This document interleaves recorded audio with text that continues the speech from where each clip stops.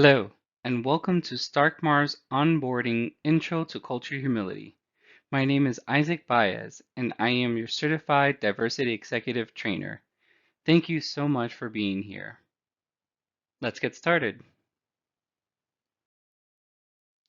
This slide is just StarkMHAR's vision and mission and what we do.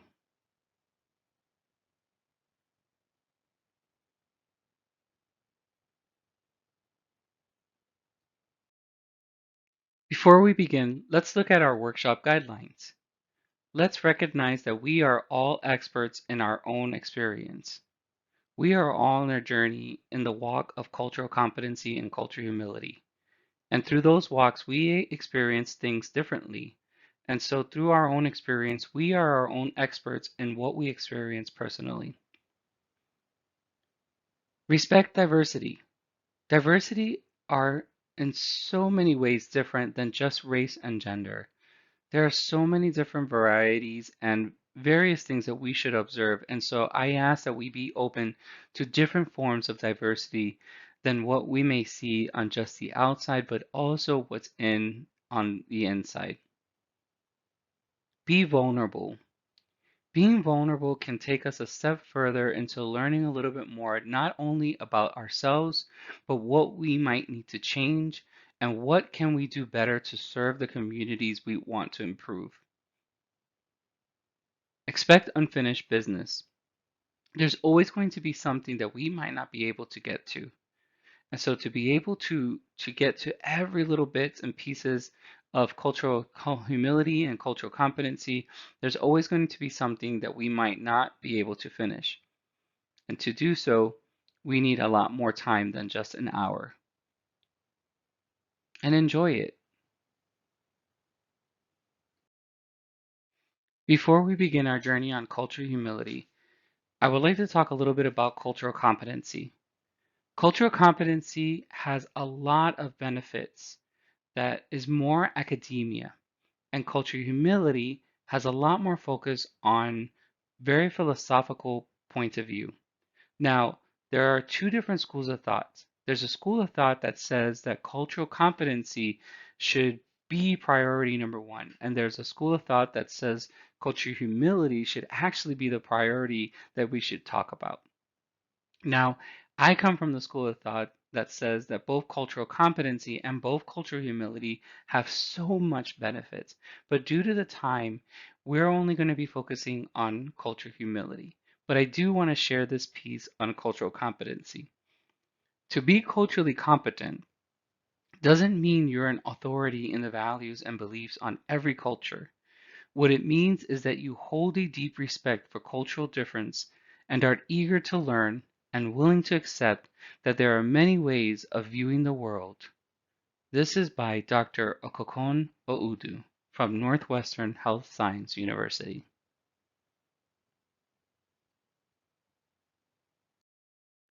Here are some compelling reasons for cultural competency and cultural humility. Equity, inclusion, and justice. This whole session is about equity, inclusion, and justice. Demographic shifts. We're going to be looking about demographic shifts further along in some of the slides that I have ahead. Harnessing creative and economical value of diversity. Health disparities, which we know some of our communities, when certain pandemics, just like COVID-19 hit, some of our minority communities get hit the worst when they come through. Impact of culture on individuals and organization. Improve quality of services and outcome, patient and client safety, which every client and patient deserves to be treated correctly and safely. And we have many legislative, regulatory, and accreditation mandates. They're very important for us to keep an eye on. And here are some examples of the relevant mandates and guidelines. As you can see, there are many relevant mandates and guidelines, but we're not going to go into all of these examples. The one that I would like to get into is the National Standard for Cultural and Linguistic Appropriate Service, known as CLAS. It was developed by the United States Health and Human Service through the Office of minority health in 2013. Now, the national class standards were intended to advance health equity, improve quality, and help eliminate healthcare disparities by establishing a blueprint for health and healthcare organizations. And the way they did this was by creating these principal standards that organizations can use to be able to mimic throughout the organization. And the reason why I bring this up is because StarkMHAR has applied these class standards within their strategic plan, in their diversity work. And so in the work that you're doing, it's so important for you to see how this applies to you too as well. And so I encourage you to take the time whenever you have a moment, look through them and see what are ways that these blueprint might be beneficial for you and your services and how you can improve to better serve not just the minority communities, but all communities who deserve good quality service in any way possible.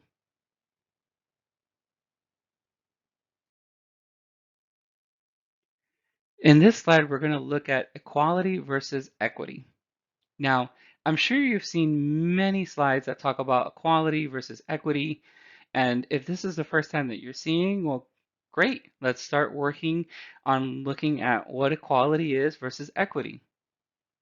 In this slide, if you look at the top, equality is, let's say that we're going on a bike ride and we invite the neighbors over to go on a bike ride with us. And we have some extra bikes. And we tell the neighbors, sure, come along with us. Don't worry if you don't have a bike. We have 4 extra bikes with you. Tell your whole family to come with us. But when they appear, they can't really ride the bike. If you notice that the boy is too short for the bike, the mom can ride the bike okay. The dad, he's too tall for the bike. And then the daughter, she's on a wheelchair and she needs a wheelchair hand bike to be able to get through. Equity is actually giving everybody the exact bike that they need. And so if you look on the bottom of the slide, if everyone got exactly what they needed, they would be able to enjoy the bike ride with us. And so on the bottom, you notice that the little boy has a smaller bike, the mom still has a regular size bike, the dad has a bigger bike, and then the daughter has a hand bike, so that way she can also enjoy the bike ride with everybody. So this is why equity matters so much versus equality. When we used to talk about diversity, we all wanted equality and everybody deserved equality and equality, equality, equality. But when we really got down to the facts, we really weren't talking about equality. What we were really trying to get to is about equity. Equity is where we really want to get into. Equity is about making sure that people got not just a piece of the pie, but making sure that they got enough of the pie that would fill them up to what they needed. Not everybody can get filled with one little small piece of pie. Maybe they needed 2 or 3 pieces of pie, or maybe even half the pie to get filled. You can't just help a family or a person or an individual and expect that, well, we're giving everybody a fair share. They should be fine. Um, if we look at the top and say, well, um, the girl couldn't ride the bike, well, that's her problem. But the boy rode the bike, he's fine. The mom rode the bike and the dad rode the bike. Well, if you really look at it, the mom would be that success story that we have in our programs. If we look at the mom and the mom came through and said, "Oh yeah, my bike was great, everything was wonderful, no problems at all." But if we look at the son and the dad, they would probably make it on the bike ride, but struggling really hard. And we would say, yes, 75% of our program was succeeded, but only 25% of the people didn't make it. So the girl on the bike was that 25% that didn't make it. Well, that's not our problem. And so we really should be thinking about how everyone can be successful the way they really need to. And that is what we want to get to, equity. Think equity when you think of your programs. Think equity when you're trying to improve your services. Think equity when we're trying to improve everything that we're working on. All right, here's the slide that I was talking about, demographic change. What has been changing in our demographics in our whole US? What has our US been changing? What are the differences are right now? So 50.2% of infants born in the US are children of color. 61.8 million persons speak a language other than English at home. And that's including American Sign Language. American Sign Language is not English. American Sign Language is another language on its own. 650 million persons with physical and mental impairments in the world is the largest global minority.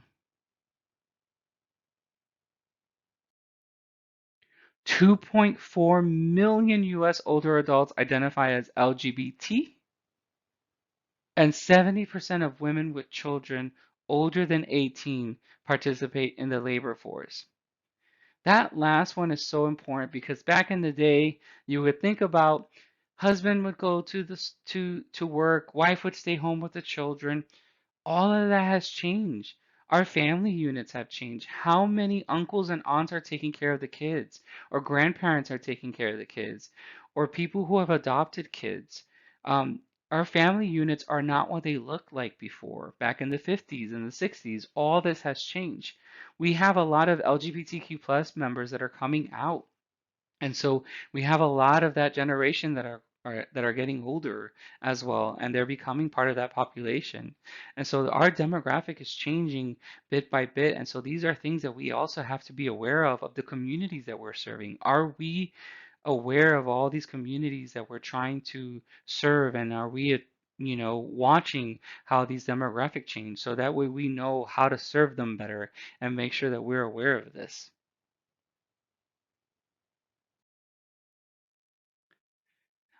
Visible and invisible diversity. So, in this part, I kind of want to share a little personal story about myself. So, you're not seeing me right now, but I am half Dominican, half Puerto Rican. I'm Latinx, born in New York, and I lived on an island called Dominican Republic for about 15 years. And what you're seeing here on this picture is a picture of these faceless dolls. And these faceless dolls made out of clay is a picture of the diversity of our country. And so why is it diversity? The neat thing about the diversity of our culture is that we're such a mix. We are a mix of Spaniards, African, Tainos, which are the natives from the island, the indigenous. The mixture has been mixed so much that there is not a way to paint a color of skin, face structure. There was nothing that can identify us as Dominicans. You can take us and throw us anywhere in the world and we would fit in right in anywhere as long as we didn't talk, because then you can tell we're Latinos. But the thing about this is that diversity is so beautiful. Just looking at this picture, because you can tell by the culture, the colors, the dresses, the flowers, the hats. That's how you saw how our diversity worked. And that's how we were identifying ourselves, by our culture, our community, our love, our passion. And that's the way we wanted to make sure that the world was able to recognize who we are. So if you ever see these faceless dolls, that's how you know they're from the Dominican Republic.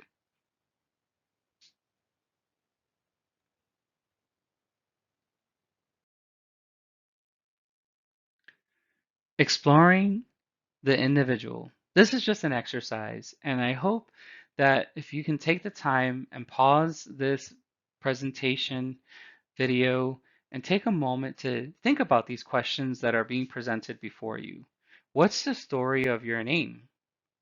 Think about all the ethnicities and languages represented in your background. And what about some health beliefs taught in your family? I'll share a very silly one from my family. One of the health beliefs taught in my family. My grandmother loved Vicks Vapor Rub, and there was nothing getting away from her that wouldn't cure it. If she was still alive, she would say COVID-19 would be cured right now by Vicks Vapor Rub. I I don't know what I would do by explaining to her about getting vaccinated and trying to get her to understand that Vicks VapoRub would not be able to cure um, COVID-19. So take a moment, pause the video, pause the presentation, and think about these questions.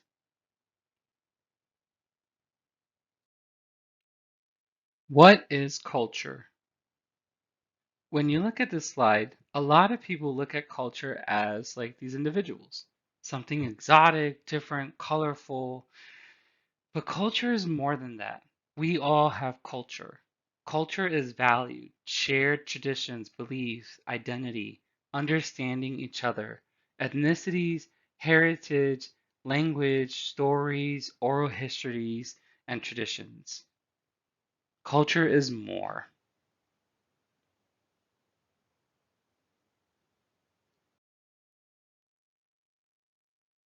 Let's look at the characteristics of culture. Culture is manifested at different layers of depth. Culture affects behaviors and interpretations of behavior. Culture is learned, and culture is subject to gradual change. Culture can be learned and it can change.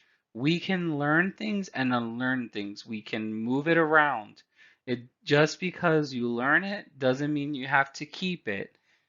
We can unlearn things and we can say, well, I learned that and maybe I should not really follow that. So here is an example of the culture iceberg. The culture iceberg on top, if you can see the observable part, it's the characteristics which are apparent to the casual observer. These are the behaviors and practices. But underneath the iceberg, you see the attitudes and the core values. So how the core values are reflected in specific situations in daily life, such as working and socialization. And these are learned ideas of what is considered good or bad, desirable or undesirable, acceptable or unacceptable. And what does this iceberg get influenced by? So this iceberg gets influenced by economics, family, educational system, the media, history, religion. All these things can cause this iceberg to get bigger, change its core values, change those attitudes. But sometimes we only get the tip of the iceberg because that's the only thing that we can observe. But deep down, we have different attitudes and values towards different things.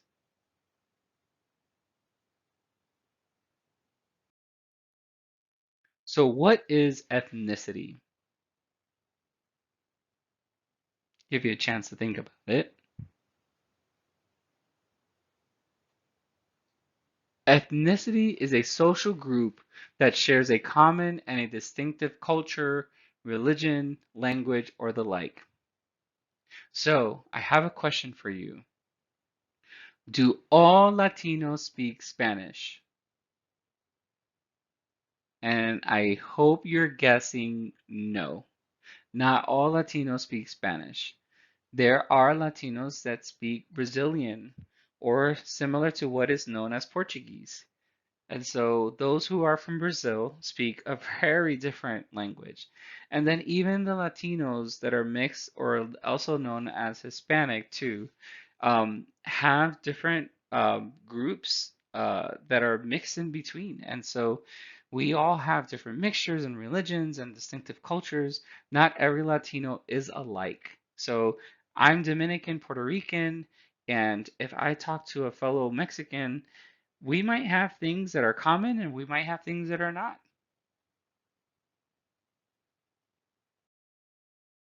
What is race? I'll give you a second to think about that.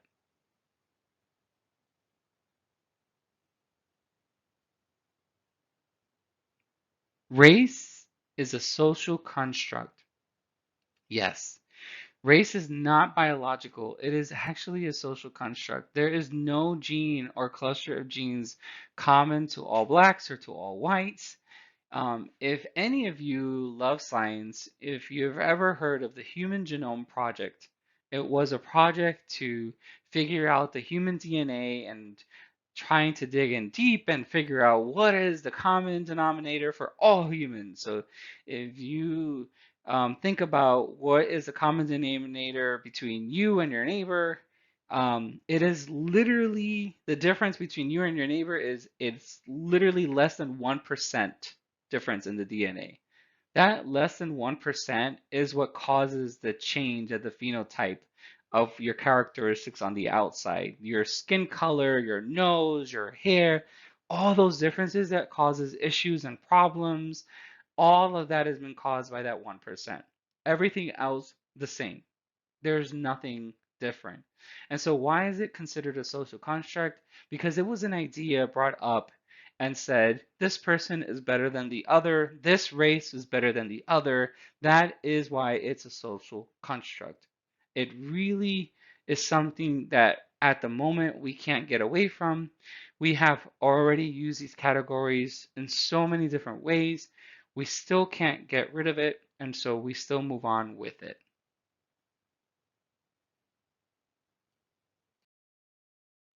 So, to dive a little deeper, and here's that part about what I talked about in our workshop guidelines, being vulnerable. I want you to pause and think. So, in this exercise about earliest recall of differences, I want you to pause and think. What are your earliest memories about race, culture, or ethnicity? What information were you given about how to deal with these differences? And what was your first experience with feeling different? Take a moment, take a minute or two to think about these things.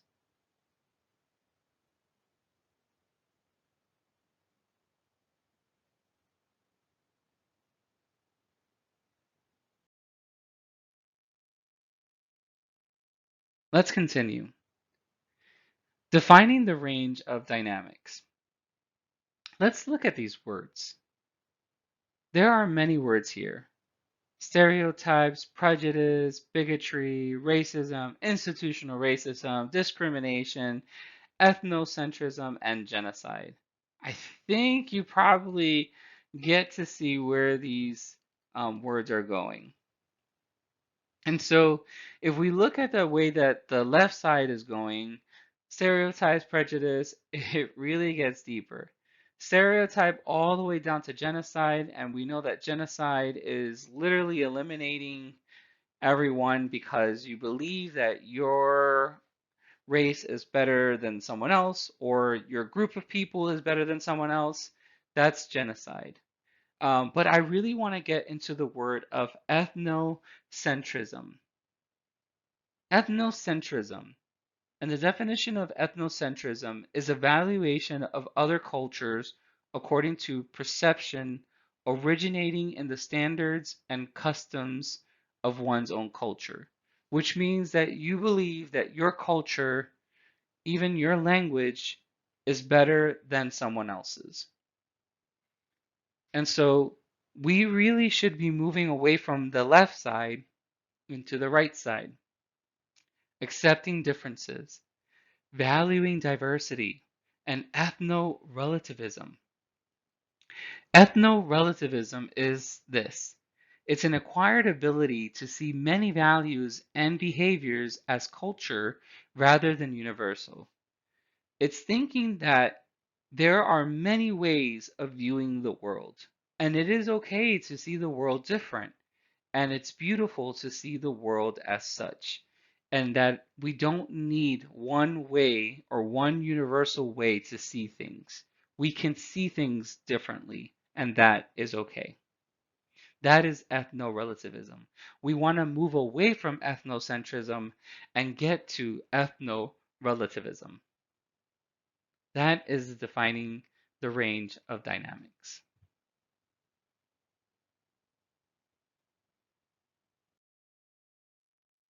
And so, what are some of the impacts of personal culture on communication? So, when we don't have correct communication, what are some of these impacts that can happen?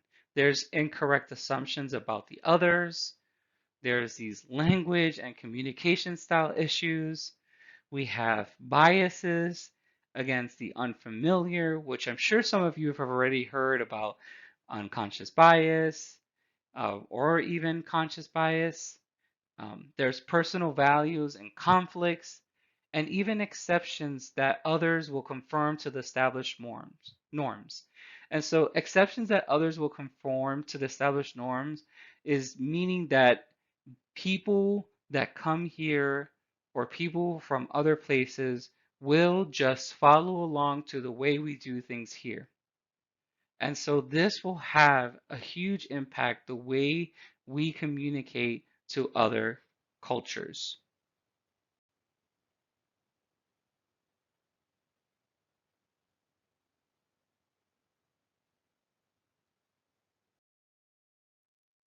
And so the reason why I was bringing these words up and the way we communicate is because I want us to get to stereotypes versus generalization. A stereotype is an ending point, meaning when we stereotype on a group of people, we really are just saying that these group of people are this way. But when we have a generalization of a group of people, or when we learn about a group of people, we just have a beginning point. It doesn't mean that it ends there. It means that we're just learning about who these group of people are. We're just beginning to learn a little bit about these communities, but we still need to be open about the individual because what we learn about any community doesn't mean that each person that we see from that community is going to be the same.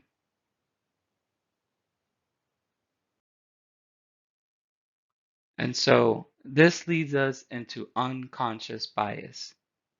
Much of our social behavior is driven by learned stereotypes that operate automatically and therefore unconsciously when we interact with other people. We won't get into details of unconscious bias, but I want us to remember if you ever have the chance to learn more about unconscious bias, do so because unconscious bias really, really has a big effect on how we interact with people. And so if we can do the work to unlearn things that we've learned about the way we learn about different groups, we will be able to serve our communities better. Now, let's get into nonverbal communication.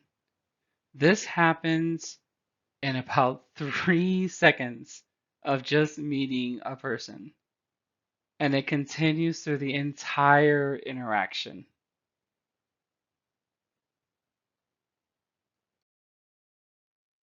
All right, so how much of communication is nonverbal? Is it A, is it B, or is it C?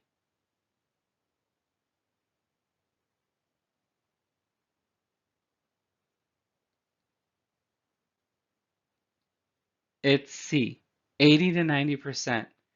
Dr. Albert Mehrabian, in his book called Silent Message, found that 7% of the message is through words and that 93% was nonverbal.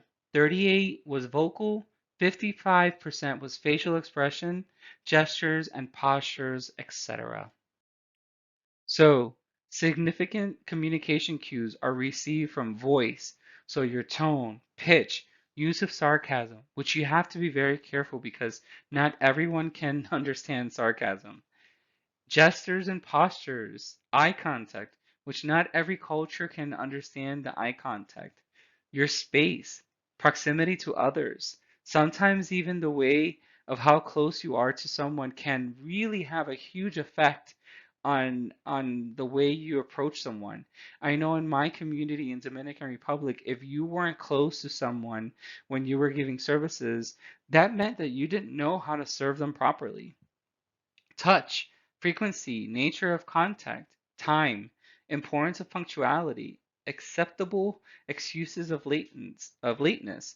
Every culture is different. Some places it was okay to be late, other places in some communities it is not okay to be late. And so we have to be aware of these communication cues. And so we're going to jump into this slide about power. Power involves the capacity to influence for one's own benefit, the force that affects one's life. Powerlessness, thus, is the inability to exert such influence. Boss has stated that the feeling of controlling one's destiny to some reasonable extent is the essential psychological component of all aspects of life. This means that a sense of power is critical to one's mental health. Everyone needs it. I put this slide in here because we're going to talk about the the impact of power in culture humility. And so I want you to think about this since you're working in the mental health field. This means that a sense of power is critical to one's mental health. Everyone needs it. This is so essential to remember. And so when an individual feels powerlessness, it just feels like they can't do anything. As we move into the slide about cross-cultural communication skills, let's think about how we communicate to different communities. When we communicate with different communities, we have to be non-judgmental. We must understand those stereotypes to make sure that we are not crossing those lines. We must treat every person as an individual. Look at whatever expectations are real, accept ambiguity, empathize as much as you can with those individuals. Check your assumptions. If you know you have an assumption about a community, check in on those assumptions and be open to differences. Be vulnerable. That's a moment of vulnerability.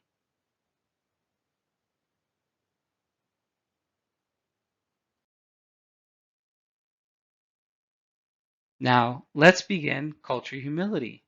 And before we begin, I would like for us to watch this video.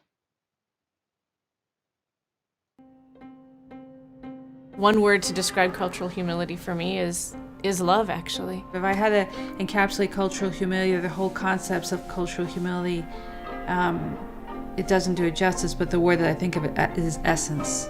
Escuchar. Being. You. Opening. Receive. Compassion. Love.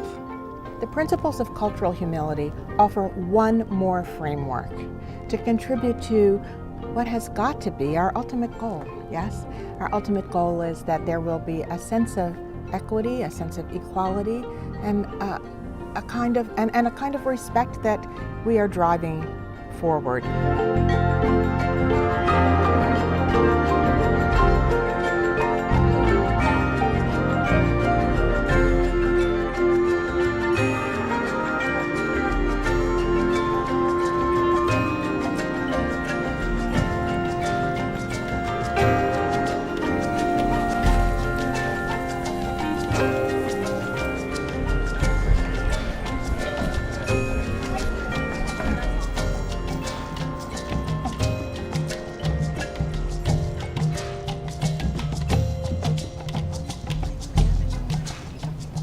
Cultural humility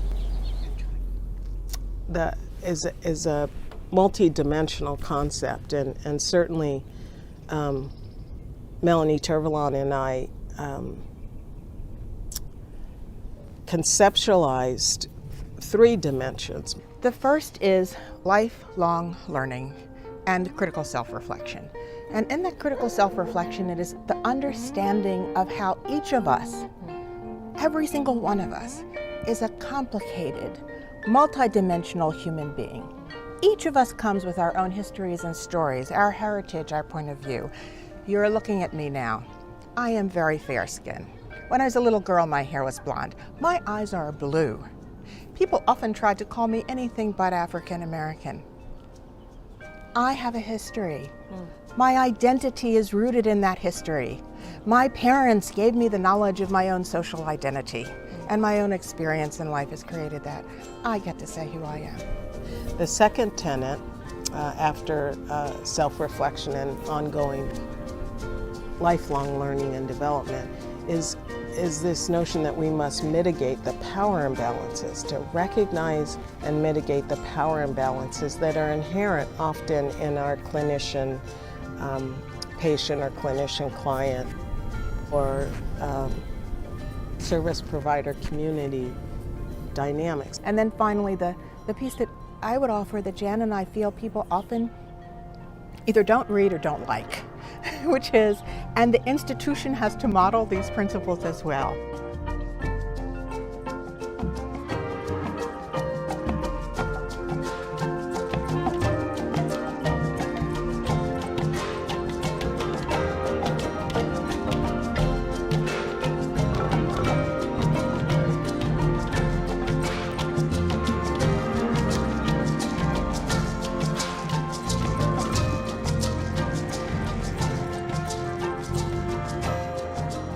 An African-American nurse is caring for a middle-aged Latina woman several hours after the patient had undergone surgery. A Latino physician on a consult service approached the bedside and, noting the moaning patient, commented to the nurse that the patient appeared to be in a great deal of post-operative pain. The nurse summarily dismissed his perception, informing him that she took a course in nursing school in cross-cultural medicine and knew that Hispanic patients overexpress the pain that they're feeling. The Latino physician had a difficult time influencing the perspective of this nurse, who focused on her self-proclaimed cultural expertise. It was curious to this Latino physician who, first of all, was Latino, not like all, in his case, not like all Mexican Americans know everything there is to know about Mexican American patients. That wasn't it, but he might have been a resource for that African American nurse in that moment that she didn't feel like she needed, again, because she had bought into this notion of competence, of cultural competence. The distinction between cultural humility and cultural competence was that we were in a process and a relationship that had many other layers to it, and that we were less comfortable with even the term of competence, in a way that I think people understand well, and that it implies, especially for people who are providers and are trained in academia, that you are then all-knowing and all-powerful. And we felt like that was not what was happening for us as we were learning from community and understanding in a very practical way how families were coming to the hospital and feeling as if they really were not being heard from their own heritage and history, and how that impacted what they came to the hospital with that we didn't know anything about, hadn't even a clue about. For us, this is part of the humility piece of it, getting to understand that, not trying to humiliate you, not trying to make you feel bad, trying to help us all understand that life is like this, and to, in a certain sense, be really happy about not knowing. In April of 1992, in the wake of the Los Angeles riots, following the initial not guilty verdict of the police officers accused of beating Mr. King, the Children's Hospital Oakland community was compelled to meet in a series of highly charged sessions to expose and critique our own patterns of institutional racism, injustice, and inequity. My name is Dr. Melanie Tervalon, and I am Director of Multicultural Affairs here at Children's Hospital Oakland. I want to thank everybody for coming to what is a celebration for me of this year. Jan and I had the good fortune, really, to be together in the same place when this work was evolving. Jan and I, while we're several years difference in age, are both African American women, and both raised by women who were teachers.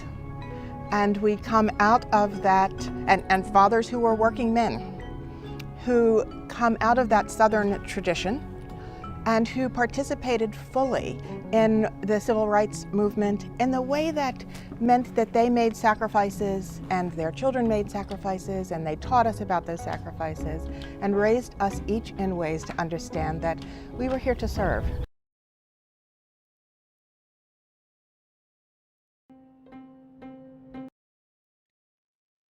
And that was our video for Culture Humility. If you're interested in watching the full video, you can search for it on YouTube by putting it Culture Humility on YouTube and you'll be able to find it. Now let's continue. Let's first look at the word humility.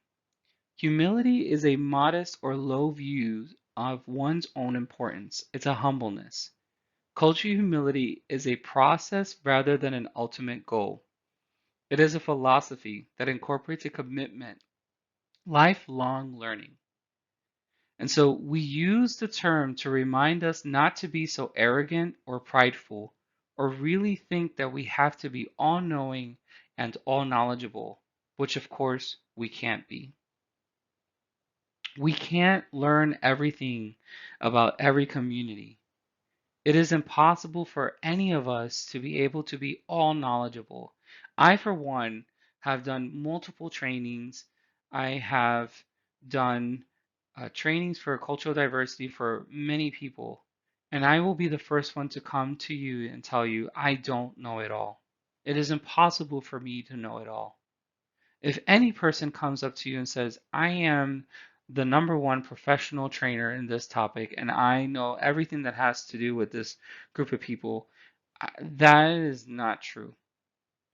I can tell you my own experience. That's why I'm the expert of my experience. And no one can tell me that I don't know about my own experience because I have a doctorate in my own experience. I have a PhD. But I cannot know everything.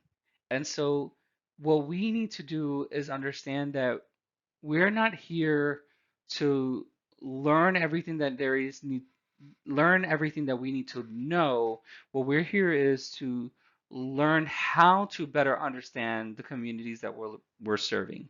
How can we be more open to the person and the individual that's right in front of us that is trying to let us know that they need more support, that they need better understanding, and that they're in a need. That is a difference. That's where the processes change. And this is where culture humility comes into play. Because again, culture humility is a process rather than an ultimate goal.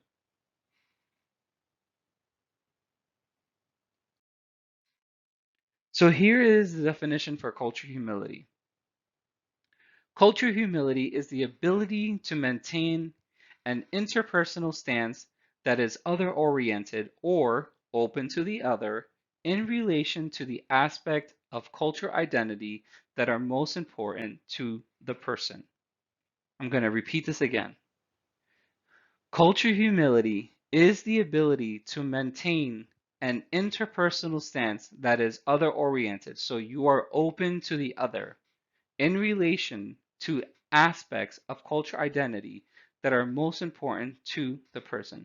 So you are open to the way that that person identifies. And so again, humility is not thinking less of yourself, it is thinking of yourself less.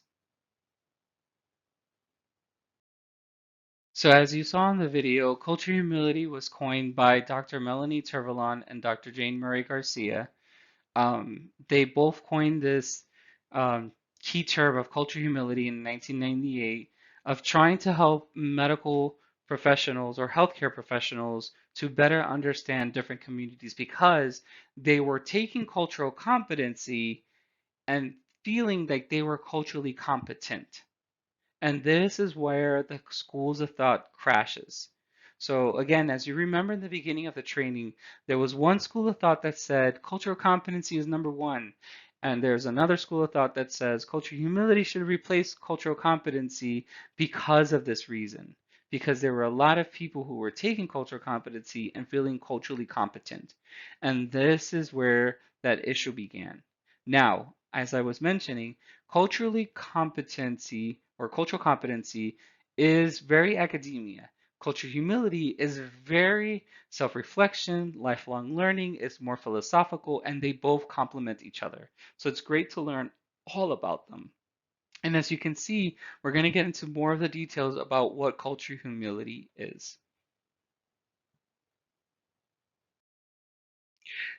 And these are the 4 principles of culture humility. Now, in the video, you'll notice that there were 3 principles, but I have this divided into 4 because 2 and 3 actually go together hand in hand. But I have them divided because I'm going to talk about them separate. So let's dive in. In our step 1, we have a lifelong commitment and self-reflection. As you can see, cultural humility is that it's a lifelong commitment. We all know we're not going to learn everything about every community, but we're on this journey together. And the next part is that self-reflection in that step 1. And so to be in that self-reflection, we have to have a constant check-in with oneself. And how do we do that? We have to have an awareness of our own biases, which again, that biases from that previous slide that we talked about, from having that stereotype that sometimes just pops up unconsciously, those prejudice and those assumptions that we usually just have. And during supervision or even during consultation, you can have a check-in with your supervisor or even consult with your coworkers. You can say, hey, can I talk to you because I had an interaction with a client or another staff member and I'm not sure what happened here. I need to figure out if maybe I misunderstood them or maybe there's something I didn't understand them because of the cultural differences or something of just the way we work differently. And so you can do that in supervision or consult with someone else. And so it's very important to have that in mind and that self-reflection. And here's an exercise too that you can do during your own time as well. We won't have to pause in this section either, but I do encourage for you to try this in your own time where you can have this as your own self-reflection. So we talked about this earlier, but again, I encourage for you to do this um, to keep this in mind because this is where that vulnerability is. For you to understand other communities, you have to know yourself. Identify your own culture and family beliefs and values. Define your own personal culture and identity. What are your ethnicities, your age, your experience, your education, your socioeconomical status, your gender, sexual orientation, your religion? Learn all that about yourself. Know all of that about yourself. And then challenge yourself in identifying your own value as the norm. So whatever you think is the norm, challenge yourself that there can be differences and that that's okay. And then describe a time when you became aware of being different from other people.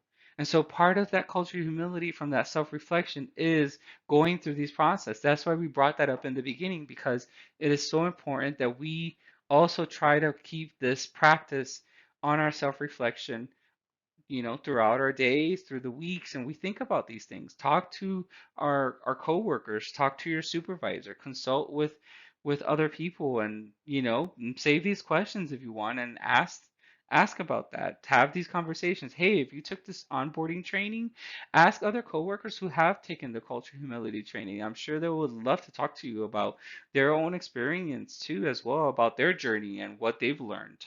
And they will be able to have those conversations with you.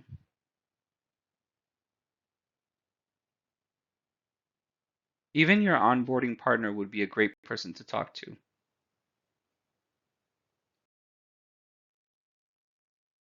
I love this slide, and this is such an important slide to look at. I have no idea who wrote this. This is anonymous, but this is such a key factor that I want you to look at. Members of particular groups which have consistently experienced disempowerment within the society in which they are based may feel distrustful and disempowered in all relationships with people outside of those groups, regardless of the official power balance. So what this slide is saying, that just because we have made things better for certain groups does not mean that everything is better. I'll give you one example. Marriage equality for the LGBTQ plus community. Just because that law has passed does not mean that everything was made right for the whole LGBTQ plus community, because there's still problems going on. The Civil Rights Act The Civil Rights Act passed, and we're still seeing problems for those communities, for the African American communities still today. If we look at all these communities that you're seeing in these pictures, they are still struggling today. And so, again, members of particular groups which have consistently experienced disempowerment within the society in which they are based, they may feel distrustful and disempowered in all relationships with people outside of those groups, regardless of the official power balance. So once the power balance have shifted again, it's still a struggle sometimes for them. And so if you're working with someone from that's different than you and they don't seem like they trust you, understand that it will take time. The one thing that is important is that you still need to stay by their side and say, I am going to keep being by your side and I'm going to do my best to show you that I want to serve you. That is where the key factor will be very powerful. And how do you do that? This is where we start this conversation, addressing power and balance. You remember we talked about that previous slide of how that power is so important for an individual because that powerlessness just makes them feel like there's nothing. And so addressing power imbalance is so important because power imbalance can interfere with communication. And we talked about communication. We talked about how important it is to not be judgmental and being able to have those cross-cultural communication skills. This is why it's important to have those cross-cultural communication skills. Because clients may see you as a service providers, they will see you as that. And so they think that you have all the power in your hands. But sometimes even you yourself may see yourself as powerlessness. So you feel like you don't have all the power in your hands. And you're going to say, well, it's not in my hands.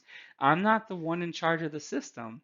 I'm just a person working in the system and I'm trying to do my best to help and serve you. And so there's this power imbalance that exists. So the client comes in and thinks that you have all the power, yet you think that you don't have any power at all. And so how do we fix this whole shift dynamics of power that's going on? How do we get this fixed? It's by this part. And this is why I was mentioning that part 2 and 3 go hand in hand. It's by developing and nurturing mutual beneficial partnership. It's co-learning and challenging professionals to grasp the ideas of learning with and from clients. It's also encouraging developing partnerships with people and groups who advocate for others. It's putting professionals and clients in a mutual beneficial relationship and attempts to diminish damaging power dynamics. You can learn from other people. You can learn from professionals. You can learn from the people that you're serving. You can learn from other agencies. If we can come with this humbleness to other organizations and say, I don't understand how to work with these communities, but you might be able to teach us something and work together, you will get somewhere. If you can talk to your clients and bring them all together for a focus group and say, we want to know how to better serve you, teach us what we need to do, that is something that is even encouraged by the class standards that we even talked about earlier in one of our slides. That is developing and nurturing mutual beneficial partnership. If as professionals we come in high and mighty saying that we know it all because we're professionals, we will never get anywhere. It is so important for us to make sure that we learn from each other. Work with your staff members, your supervisors, your your whole team is there for a reason. And if we're not working together, we will never be able to make it through to better serve our communities. We have to be able to work together. And I leave this message for you from Maya Angelou. People will forget what you said, and people will forget what you did, but people will never forget how you made them feel. Maya Angelou.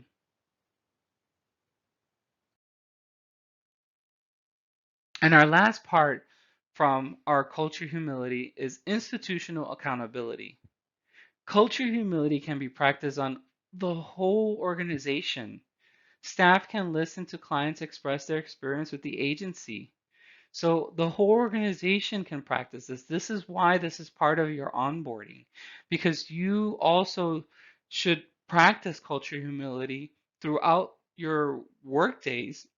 Think about ways that you can improve in what you're doing. Think about ways that you can put culture humility into practice. And so, how does practicing culture humility connect to this organization's goal and mission, which was that first slide that I had in the beginning? And how does it connect to your motivation to be an effective and compassionate advocate, staff member, person, individual, whatever it is, put it in there. Think about how does that motivate you to be an effective and compassionate in whatever you want. That is the accountability part. How are we being accountable on the things we want to do to better serve all the communities that are in Stark County?